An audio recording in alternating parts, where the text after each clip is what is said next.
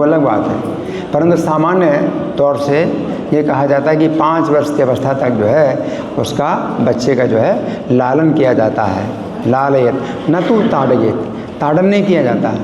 ताड़न किया जाता है 5 साल की अवस्था के बाद। 5 साल की अवस्था में बच्चा गुरुकुल जाता है तो जो है खूब ताड़न होती है। बच्चे को जो है सवेरे सवेरे उठाया जाता है और भिक्षा मांगने के लिए जाएगा और सवेरे सवेरे वेद मंत्रों का पाठ करेगा। इतनी छोटी उम्र में और बहुत सवेरे उठा करके वेद मंत्रों का पाठ कराया जाता है। और सोएगा तो उसकी शिखा जो है बांध दी जाती है छत से कि शिखा खींचेगी। तो ये ताड़न 5 साल की अवस्था से गुरुकुल में कठोर जीवन होता है। ये 5 साल तक माता पिता के साथ बच्चा रहेगा तो उसका लालन होता है, ताड़न नहीं होता है। तो अगर उसको जो है आप बांध देते हैं तो उसको समझ में आता है कि उसने क्या गलती की, सोचता है कि मैंने क्या गलती की। अगर आप उसको ऐसे पीट दो तो पीटने से उसका दिमाग और ख़राब हो जाएगा, वो समझ नहीं सकता कि मैंने क्या गलती की। तो ये जो है विधि है। तो माता यशोदा ने कृष्ण को जो है बांधने के लिए रस्सी हाथ में ली। याते दशा अश्रु कलिलांजन संभ्रमाक्षम, तो जो आपकी दशा हुई उस समय, कुंती महारानी कहती हैं आपकी जो वो दशा हुई उस समय, जो दशा हुई तो वो सा माम विमोहिती, वो दशा मुझको विमोहित करती है, मुझको विमोहित करती है। मैं परेशान हो रही हूँ, वो दशा से मैं जो है हैरान हूँ। क्यों? भीरपियत विभेदी, जो भय भी साक्षात भय है, जो काल है, भय की मूर्ति है, वो भी जिनसे भयभीत हो, वो जो है माता यशोदा के सामने जो है भयभीत हो रहे हैं। तो ये जो दशा है ये जो है मुझे हैरान करती है। आपकी ये दशा होती है माता यशोदा के सामने। क्या दशा होती है? अश्रु कलिल अंजन संभ्रमाक्षम, तो कृष्ण के जो नेत्र हैं वो भयभीत हैं और अश्रु कलिल अंजन जो है, अंजन से जो है क्या आँखों जो आंसू हैं तो वो जो है मिल गए, तो वो जो है क्या बन गया, एक प्रकार से मिक्सचर बन गया आंसुओं का और अंजन का। और भगवान जो है उसको जो है आंखें मल रहे हैं तो पूरे मुंह में फैल गया, पूरी आँखों में और आँखों के चारों तरफ अंजन जो है फैल गया है। पानी का आंसू का मिश्रण अंजन है और आपके नेत्र जो है संभ्रम है। तो प्रभुपाद कहते हैं कि माता को देख रहे हैं, ऊपर की ओर देख रहे हैं कि माता बड़ी है, बालक छोटा है। तो बालक छोटा अगर माता के मुंह को देखेगा तो ऊपर की तरफ देखेगा, ऊपर की तरफ देखता है और संभ्रम और भयभीत है। तो भयभीत हैं, भाव इस भाव से भयभीत हैं कि हाँ हे माता, मैंने आपका अपराध किया है और मुझे क्षमा करो, इस प्रकार से। वक्त्रम ननीय भय भावनीय स्थित, और फिर अपना सिर झुका लेते हैं, सिर झुका लेते हैं, अपना चेहरा झुका लेते हैं और भय भावनीय स्थित, और खड़े हैं माता के सामने, भय की भावना से खड़े हैं भगवान। यानी वो भक्तिबद्धम, जैसे कहा जाता है, रोज़ हम गाते हैं कि वो भक्तिबद्धम है भगवान, माता यशोदा की भक्ति से बंधे हुए हैं। तो ये जो भावना है, ये जो है कुंती देवी इससे बहुत हैरान है, बहुत चकित हैं, विस्मित है, बड़ा विस्मय होता है कुंती महारानी को। तो इसमें शिक्षा ये मिलती है कि कुंती महारानी इस प्रकार की स्थिति माता यशोदा की देखती हैं और माता यशोदा की स्थिति को कितना जो है आदर करती हैं। तो आदर की भावना है उनके अंदर, ये भावना नहीं कि मैं भी यशोदा की तरह बनूं और यशोदा की तरह कृष्ण को डांटूं, ऐसा नहीं सोचती हैं। कुंती महारानी का भी स्थान जो है माता यशोदा के ही समान बुआ का स्थान है, लेकिन वो नहीं सोचते कि मैं इतनी योग्य हूँ कि यशोदा की तरह मैं जो है ऐसा अवसर प्राप्त कर सकती हूँ कि कृष्ण को जो है डांटूँ और कृष्ण भयभीत हों, ऐसा नहीं। तो जो भक्त लोग हैं कभी ब्रजवासियों की नकल नहीं करना चाहते, उनकी भावना का आदर करते हैं और अपने को जो है उस भावना के योग्य नहीं समझते कि मैं भी इस प्रकार का बनूं। तो ये जो है शिक्षा प्राप्त होती है। अब ये जो स्थिति है जिस समय माता यशोदा कृष्ण को पकड़ती हैं, तो जब कृष्ण को पकड़ती हैं तो गोपाल चंपू में जो वर्णन आता है वो ये आता है कि कृष्ण का और माता यशोदा के साथ में कथोपकथन होता है, संवाद है। तो इसमें क्या है कि माता यशोदा जो है कृष्ण के ऊपर 5 आरोप लगाती हैं और कृष्ण जो है प्रत्येक आरोप का खंडन करते हैं। तो कृष्ण ने जो है, माता यशोदा ने कृष्ण को पहला आरोप लगाया कि कृष्ण तू जो है नंद महाराज का पुत्र है, ब्रज के राजा महाराजा का पुत्र है, और तू चोरी करता है, ये तो बड़ी लज्जा की बात है।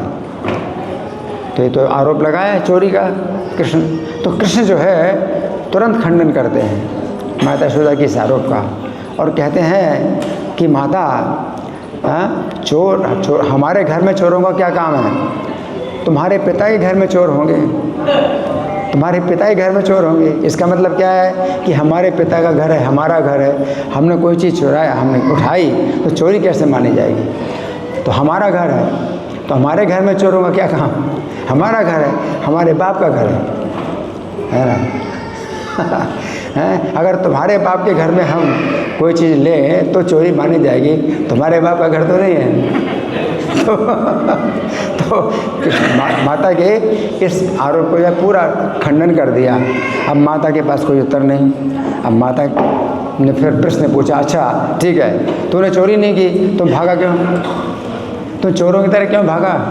माता यशोदा ने आरोप लगाया, तू चोरों की तरह क्यों भागा? तो कृष्ण ने माता के ऊपर ही जो है पूरा दोष लगाया कि मैं तेरे हाथ में छड़ी को देख करके भाग रहा था, तो मैं तो भागूंगा ही, तेरे हाथ में छड़ी है, तू मेरे पीछे क्यों भागी? अब माता यशोदा के ऊपर दूसरा आरोप भी दोष लगा दिया है, और आप स्वयं दोष से मुक्त हो गए। फिर तीसरा आरोप लगाया माता यशोदा ने, अच्छा तो ये बता कि जो भांड था, दही का मटका था, वो किसने फोड़ा? है तो फोड़ा तो कृष्ण ही था, लेकिन उस आरोप से भी मुक्त हो गए। कृष्ण कहते हैं ये तो ईश्वर ने तुझे दंड दिया क्योंकि मैं स्तन पी रहा था, और तू जो है मुझे स्तन पीना जो है बलपूर्वक तूने छुड़ा लिया, मेरा स्तन पान जो है तूने छीन लिया, तो ईश्वर ने तुझे दंड दिया। तो तेरे पैर का जो कड़ा है वही लगा उसमें है, दही के बर्तन में, उस दही का बर्तन फूटा, तो तेरे पैर का ही कड़ा जो है दही के बर्तन में लगा और बर्तन फूटा, तो इसमें मेरा क्या दोष है? तो ईश्वर ने तुझको दंड दिया, ईश्वर ने तुझको दंड दिया क्योंकि तूने मेरे साथ अन्याय किया। मैं स्तन पी रहा था तो तूने छुड़ा लिया बलपूर्वक, तो ईश्वर का दंड है। तो इस दोष से भी कृष्ण मुक्त हो गए, इस आरोप से मुक्त हो गए। तो फिर चौथा आरोप लगाया माता ने, अच्छा तो तू जो है बातों को बहुत भिड़ाने में चतुर है। माता यशोदा हंस रही हैं। तो फिर माता यशोदा पूछती हैं, तो मक्खन बंदर को किसने खिलाया है? तो कृष्ण बंदर को मक्खन खिला रहे थे ना। अच्छा तो मक्खन जो है बंदर को किसने खिलाया है? तो कृष्ण ने उत्तर दिया कि माता, जो बंदर था वो मक्खन खा रहा था, और मैं जो है बर्तन को पकड़े था, रक्षा कर रहा था। मैं तो बर्तन को पकड़े था, है ना, तो मैं तो रक्षा कर रहा था, मैं थोड़ी खिला रहा था। तो चौथे आरोप का भी खंडन कर दिया कृष्ण ने। अब माता के पास कोई आरोप ही नहीं, अब कौन सा आरोप लगाएं? सब आरोप से जो है कृष्ण ने जो है खंडन कर दिया, और निर्दोष पूरे निर्दोष हैं जो है बने हुए हैं। तो माता ने फिर एक आरोप लगाया, अच्छा तो तेरा स्वभाव वानरों जैसा है, तेरा स्वभाव वानर जैसा है। अब ये आरोप जो लगाया, तो कृष्ण ने जो बात कही वो माता यशोदा के लिए बड़ा जो है एक तरह से भय पैदा हो गया। कृष्ण ने क्या किया, अच्छा तो मेरा स्वभाव वानर जैसा है, तो मैं वन में जाके रहूँगा। ओहो, माता यशोदा सोचने लगी कि मैंने क्या बोल दिया। अब माता यशोदा बड़ी जो है मतलब चिंतित हो गई कि इसने क्या बोल दिया, मैंने क्या बोला और इसने क्या बोल दिया, और अगर ये वन में चला जाएगा तो मेरे तो प्राण नहीं रहेंगे, मैं तो जीवित नहीं रहूँगी। तो आप अंदर तो है बहुत चिंतित हो गई, बहुत भयभीत हो गई, और सोचने लगे कि कहीं ऐसा तो नहीं कि ये बालक जो है अपनी बात को पकड़ ले और वन में चला जाए, और मैं यहाँ घर में काम करूँगी तो बालक को कौन देखेगा, है ना, बालक को देखूँगी तो घर का काम कैसे होगा। तो फिर उन्होंने सोचा कि मैं बांधूँ। तो कृष्ण को जो बांधती हैं माता यशोदा, तो ये बात नहीं बोलती हैं कि क्यों बांध रही हैं। वास्तव में डर तो माता यशोदा को है कि ये कहीं वन में चला जाए, तो बांध रही हैं, लेकिन अपना डर नहीं बता रही हैं। माता यशोदा है किसको बांधती हैं। तो कृष्ण को बांधती हैं तो कौन से बंधन से बांधती हैं? वहाँ पर कौन सी रस्सी थी? वहाँ पर कोई रस्सी नहीं थी। तो माता यशोदा जो है जब दौड़नी थी तो उनकी जो शिखा है, चोटी शिखा, तो उसमें जो बालों में जो रस्सी थी वो थी रेशम की, रेशम का धागा था। तो रेशम का धागा जो है गिरा पड़ा था, तो उसी को जो है माता यशोदा बांधती हैं। और कृष्ण की कमर इतनी छोटी है कि जो है बड़ी आसानी से बंध जाएगी। लेकिन वो कृष्ण को जब बांधती हैं तो ऐसे नहीं बांधती है कि जो है उनका जो है शरीर बिल्कुल वस्त्रों में ना, वस्त्र बिना वस्त्र के जो है बांधती हैं। कृष्ण जो है वस्त्र धारण किए हुए हैं पूरे, और वस्त्र के ऊपर से बांधती हैं। और बांधती भी हैं तो पेट के ऊपर बांधती, इसे दामोदर कहा जाता है। उधर का मतलब पेट, तो कृष्ण को पेट में बांधती हैं। और पेट में बांधती हैं तो इतना हल्का बांधती हैं कि पेट में कहीं चुभे नहीं। तो माता यशोदा का स्वभाव तो बहुत कोमल है, तो वास्तव में बांध नहीं रही कृष्ण को, वो तो केवल अपना प्रेम दिखा रही हैं कि अगर तू चला जाएगा वन में तो मैं जीवित नहीं रहूँगी, तो मैं चाहूँगी कि मैं तुझको बांधना चाहती हूँ।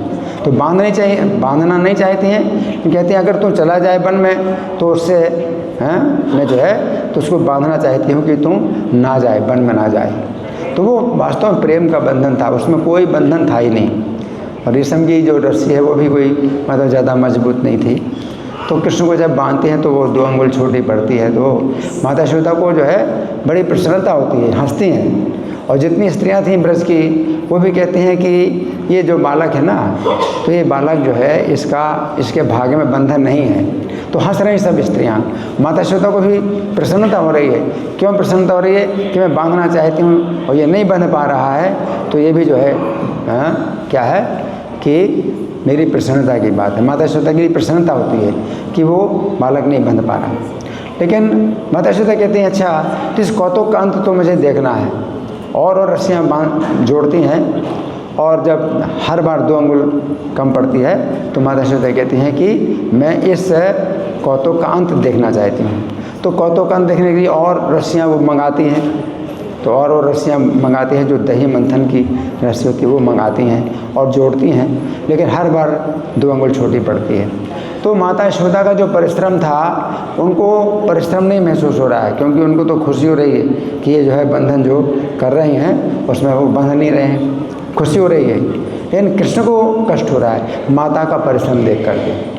माता जो है शरीर से ऊपर उठी हैं, इसलिए उनको कोई परिश्रम नहीं हो रहा है, लेकिन कृष्ण को जो है कष्ट हो रहा है क्योंकि माता परिश्रम कर रही हैं। तो माता के परिश्रम को देख करके कृष्ण बंध जाते हैं। और जब कृष्ण बंध जाते हैं तो उतनी ही रस्सी से बंध जाते हैं जो उनकी शिखा, जो बालों से गिरी हुई रेशम की रस्सी थी उतने से बंध जाते हैं। और बाकी जितनी रस्सियाँ जोड़ी थी वो जो है पूरी अलग निकल आती हैं। तो बहुत लंबी रस्सी निकल आती है, तो उखल से बांधती हैं, एक सिरा उखल से बांधती हैं। तो कृष्ण को इतना मतलब लंबी रस्सी से बांधा है कि कृष्ण चल फिर सकते हैं, बहुत दूर तक चल फिर सकते हैं, खेल भी सकते हैं। तो माता यशोदा का वास्तव में वो बंधन है ही नहीं कि हाथ पैर नहीं बांधे।